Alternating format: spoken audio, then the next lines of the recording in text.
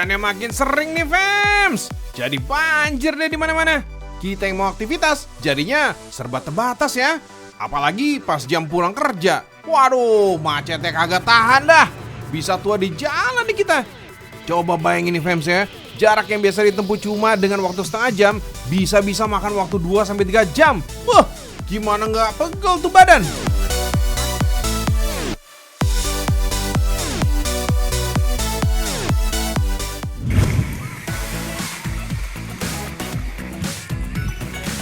Oh iya, Fems, buat kamu yang berpindah ke wilayah langganan banjir, tim Beragam Indonesia punya tips nih buat kamu. Silakan disimak baik-baik ya, Fems. Pertama, siapkan beberapa stok baju bersih dan alat mandinya. Masukin aja nih ke dalam tas atau koper, Fems, biar gampang diangkut kalau tiba-tiba terjadi banjir. Kemudian, siapkan makanan instan yang bernutrisi dan berenergi tinggi. Misalnya sereal atau kacang-kacangan, atau juga nih biskuit yang kaya protein. Nah, selain itu siapin juga nih alat makan ini, Fems. Berikutnya, siapkan juga peralatan P3K, termasuk obat-obatan pribadi dan pertolongan pertama yang paling dibutuhkan. Jangan lupa ya, siapin juga nih alat-alat darurat nih, Fems. Lampu senter, korek api, tali, sampai power bank. Wah, ini mesti standby nih. Nah, yang gak kalah penting adalah amanin dokumen pribadi atau dokumen keluarga juga nih, Fems, supaya gampang dibawa saat kondisi darurat. Kalau kita udah prepare dari awal nih, Fems, mau banjir datang kapanpun, insya Allah kita nggak bakal kebingungan. Terus kalau bisa, semua yang udah kita siapin tadi jangan diutak-atik ya, kecuali kalau lagi perlu banget, biar nggak susah nyarinya, Fems.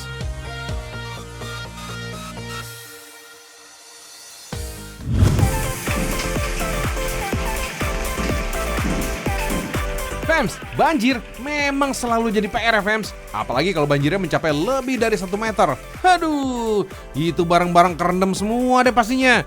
Apalagi kalau daerah yang susah menyerap air nih, Fems. Genangan airnya bakalan lama surutnya. Mumpung masih ada waktu sebelum puncak musim hujan nih, mungkin ada baiknya kita beralih ke bahan bangunan yang menyerap air, terutama di wilayah pemukiman. Salah satunya dengan paving block berpori ini nih, Fems. Air jadi gampang meresap. Makanya gak meninggalkan genangan air. Jadi gak bakalan becek-becekan lagi deh. Nah, ini dia nih inovasi yang Joy sebutin tadi nih, Fems. Paving berpori anti banjir yang dapat meneruskan aliran air ke dalam tanah. Paving block berpori ini katanya punya daya serap 100 kali lebih baik ketimbang paving block biasa. Lah, kok bisa sih? Coba deh kita tes dulu ya, Fems. Wih, beneran dong, Fems. Paving block yang berpori memang lebih cepat menyerap air. Sementara kalau bukan yang berpori, wah lama banget nyerap airnya. Soalnya paving block berpori punya pori-pori yang lebih besar dari paving block biasa nih, Fems. Jadi kalau hujan lebat sekalipun, gak bakal ninggalin genangan air. Terus kalau soal kekuatan, paving block berpori ini juga diklaim lebih kuat dan tahan lama. Tuh, lihat, Fems, dibanting juga gak masalah kan?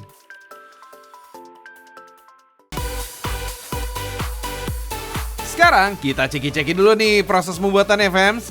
Pertama, siapin dulu pasir kerikilnya.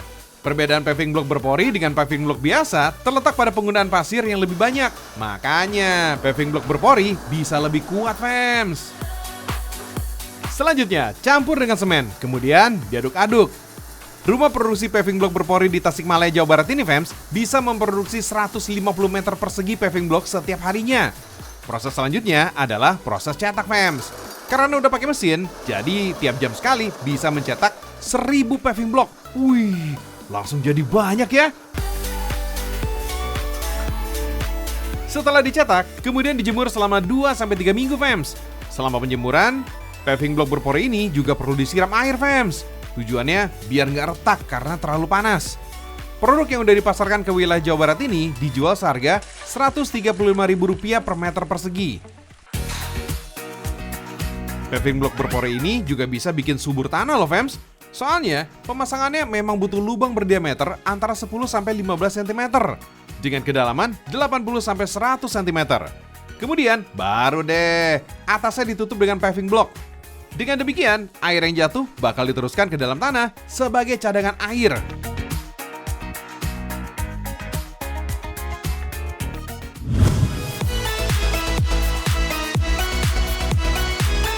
Nah, karena hujan lebat diperkirakan masih terjadi sampai awal tahun, pastinya barang-barang bawaan kita juga mesti dilindungi nih fams.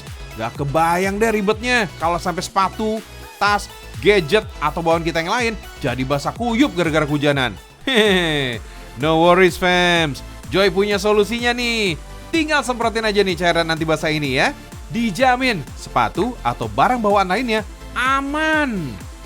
Tuh, bener kan? Aman tuh, biar diguyur juga. Airnya gak ngendap kan fams? Lewat gitu aja. Kita tes lagi ya ke sepatu yang lainnya. Sekalian bandingin nih fams, kayak gimana ya kalau nggak pakai cairan anti basah? Terus kayak gimana kalau pakai? Kelihatan jelas kan fams? Yang satu mengalir dengan gampang, yang satunya lagi airnya membekas di sepatu. Prinsip kerja semprotan ini memang mirip banget nih dengan daun talas, karena memiliki semacam lapisan lilin. Daun talas punya kemampuan buat menangkal air atau hidrofobik, jadi nggak bakalan tembus airnya nih fams. Cairan pada semprotan akan melapisi dengan lapisan minyak yang bisa mencegah cairan tembus ke celah-celah kain. Enaknya lagi nih fams, setelah disemprotkan, cairannya nggak bakal ninggalin bau atau ngerusak warna benda.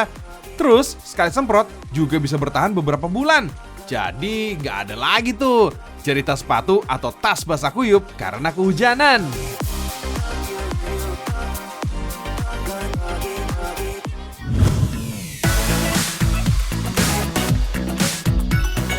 Fans, baju salin udah pasti wajib prepare kalau udah masuk musim hujan.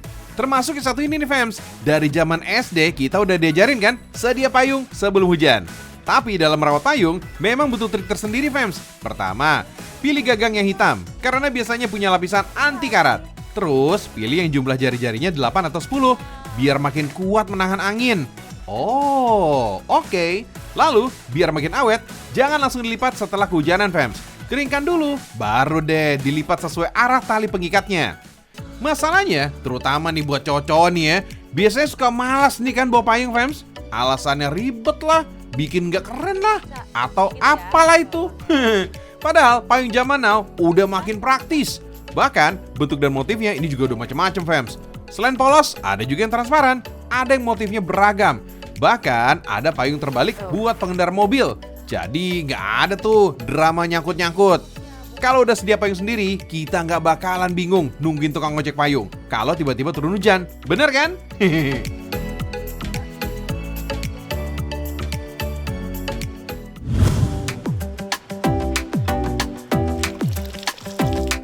Ya nggak kalah PR nih kalau udah musim hujan nih fams. Pastinya cucian yang nggak kering-kering ya fams. Telat dikit aja ngangkat jemuran. Wah, sia-sia deh semua. Kalau nggak dicuci ulang, bisa-bisa bawa apek tuh cucian. Untungnya nih fams, sekarang udah ada jemuran otomatis anti hujan karya adik-adik mahasiswa Universitas Diponegoro, Semarang.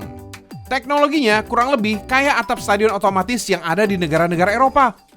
Ini dia nih fams, jemuran canggih dengan teknologi sederhana yang bisa jadi idola ibu-ibu di rumah. Namanya Jemurtis alias jemuran otomatis yang udah dilengkapi dengan sensor pendeteksi hujan.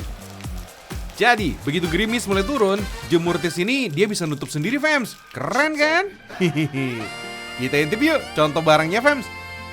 Memang yang ini sih ukurannya kecil karena ini baru prototype. Selain mendeteksi tanda-tanda hujan, jemuran otomatis ini juga bisa mendeteksi air, cahaya, kelembapan udara, dan juga suhu. Yang nggak bisa dideteksi cuma satu fams, yaitu maling jemuran. Kalau udah tanda-tanda mau hujan nih fams, alatnya bakal ngasih sinyal ke motor penggerak. Jadi jemuran ini bisa gerak sendiri ke bagian yang ada atapnya. Aman deh, gak bakal kebablasan kalau kayak gini kan? Bahkan fams, kalau cuaca udah cerah lagi, alatnya juga bisa narik sendiri biar pakaiannya kejemur lagi. Jadi gak perlu repot ngegantungin lagi deh. Alat penggerak di jemuran otomatis ini fams udah menggunakan listrik bertenaga surya. Jadi irit dan ramah lingkungan dong pastinya. Yang kita lihat ini memang masih dalam bentuk yang mini fams. Tapi kalau mau ukuran lebih besar, tinggal pesan aja.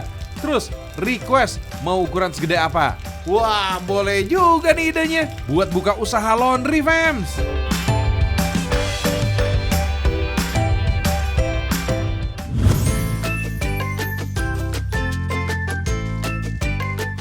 Soal jemuran yang susah kering di musim hujan, Joy punya satu lagi nih solusinya nih fams. Sekarang ada alat pengering yang multifungsi. Alatnya ini nggak makan tempat dan gampang dipindah-pindah.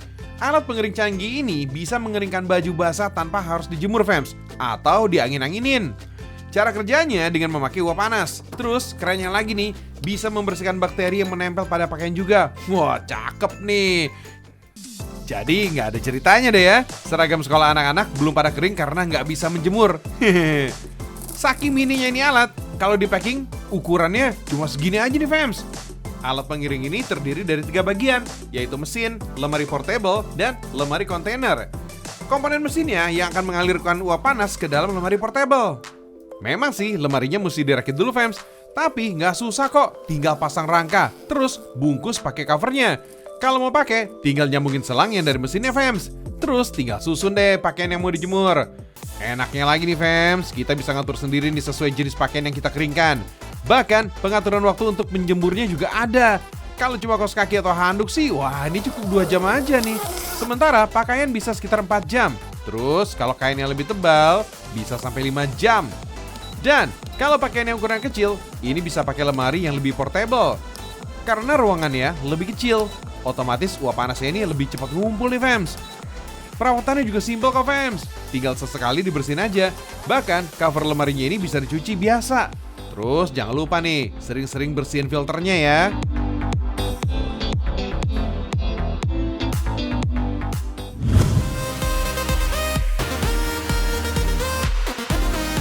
Fams, kita geser sejenak ya ke negara Sakura fams.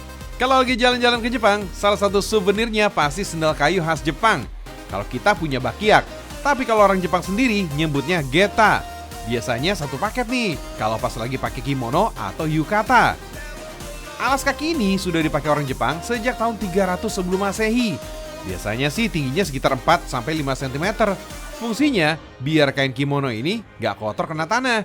Jadi kalau kita mau pakai ini buat ngelewatin jalan yang becek, wah ini bisa juga nih. Geta ini nggak cuma buat perempuan aja loh fams, buat laki-laki juga ada, termasuk buat anak-anak. Sendal geta ini terbuat dari kayu cedar atau cemara Jepang, atau ada juga nih yang dari kayu inoki. Kita intip yuk pabriknya fams. Kayunya dibentuk lengkung buat sisi atasnya. Ada juga nih proses ngebor kayunya untuk memasang sol atau membentuk motif garis. Karena masih saudaraan sama bakiak di Indonesia, kalau dipakai juga sama-sama ngeluarin suara khas ya fams. Bunyinya klotak-klotak-klotak. Oh iya fams, ada juga nih geta yang gak punya hak atau gigi kayak bakiak, tapi sama-sama terbuat dari kayu. Yang satu ini dikenal dengan nama Pokuri Geta. Dalam sebulan rumah produksi geta ini bisa menghasilkan 2.500 pasang. Maklum fams, udah berdiri sejak 70 tahun dan sekarang sudah masuk generasi ketiga. Jadi kalau hujan, becek, terus nggak ada ojek, no worries fams, tinggal pakai bakiak.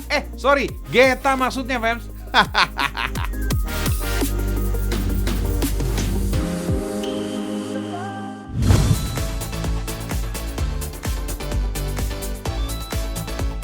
kalau yang ini, gimana jas hujannya fams? Cocok lah ya, P3K banget lah pokoknya. Pertolongan pertama pada saat kehujanan. Yang penting sih aman, cantik, dan tetap modis. Jas hujannya juga macam-macam nih fams. Bisa pilih sesuai aktivitas kamu. Para traveler yang suka jalan-jalan bisa nih pakai model velcro atau full kancing. Yang jelas praktis. Sementara yang aktivitasnya naik motor, pakainya model resleting setengah kayak gini aja nih fams, agar bagian bawah tetap terlindungi. Oh iya fams, jas hujan ala hijab style ini awalnya belum full color kayak sekarang. Berbagai alasan produksinya sempat berhenti. Baru deh di tahun 2015 perusahaan ini ngeluarin jas hujan kekinian yang modis abis. Ukurannya juga all size kok, dengan lingkar dada sepanjang 130 cm. Muat banget nih buat kamu yang berat badannya nyampe 120 kg. Tapi apalah artinya modis kalau nggak bisa tahan air ya fams? Mending kita tes dulu ya, seberapa sanggup sih nahan airnya. Wih, airnya beneran gak nembus loh ini. Lewat gitu aja nih fams, kayak netes di daun talas. Rahasianya terletak pada bagian kain ini fams. Kain yang dipakai ini adalah kain premium anti air yang diimpor dari Korea. Terus untuk teknik jahitnya menggunakan teknik jahitan bolak-balik. Jadi jahit dulu nih bagian kain paling luar, baru deh dibalik. Biarpun lebih rumit, tapi hasilnya lebih rapi ketimbang diobras biasa fams. Terakhir nih, jas hujan yang sudah dijahit dilapisi seal seperti ini agar air tidak tembus lewat rongga jahitan. Dalam 1 minggu minimal ada 400 jas hujan nih yang diproduksi. Bahkan kalau lagi puncak musim hujan kayak sekarang, permintaan bisa makin tinggi fams. Perhatiin deh cara ngelipetnya nih fams. Soalnya bukannya apa-apa, banyak jas hujan jadi nggak awet dan mudah sobek gara-gara teknik melipat yang salah.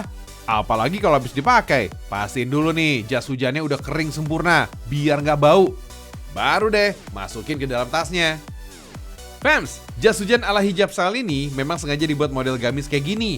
Bahkan beberapa model juga dilengkapi dengan tambahan kerudung instan dan cadar yang dijual terpisah.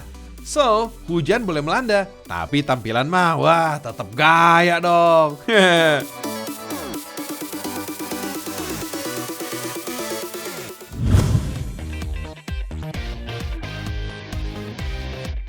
Buat yang mau tetap gaya biarpun hujanan nih fams, pasti keren nih kalau dipakai buat hujan-hujanan. Soalnya udah pasti gak bakalan rusak kalau kena air hujan.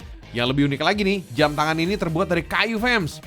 Sebenarnya jam kayu ini nggak boleh dibersihkan terlalu sering fams, karena bisa merusak kayunya. Cukup bersihkan tiap 6 bulan sekali aja fams. Kalau warna kayunya udah mulai belel, tinggal oleskan aja di minyak zaitun kayak gini.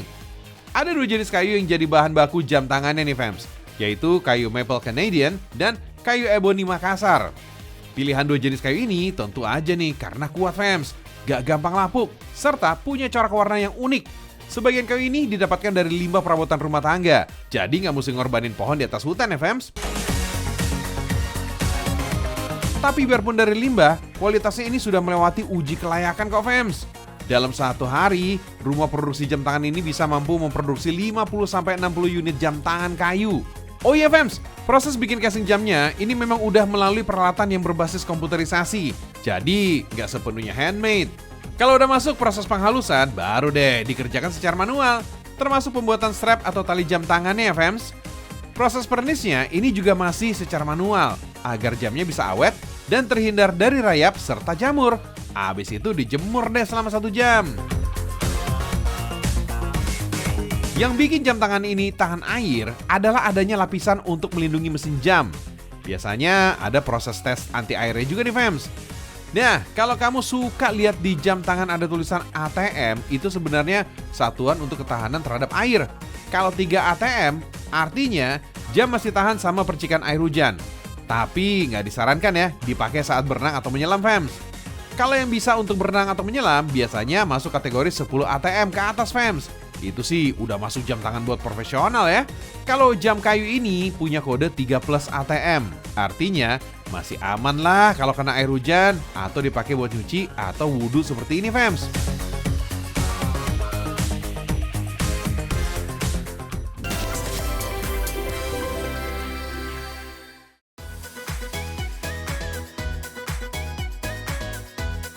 ...30 menit sudah, saya Jorici dan seluruh tim Ragam Indonesia nemenin pagi kamu.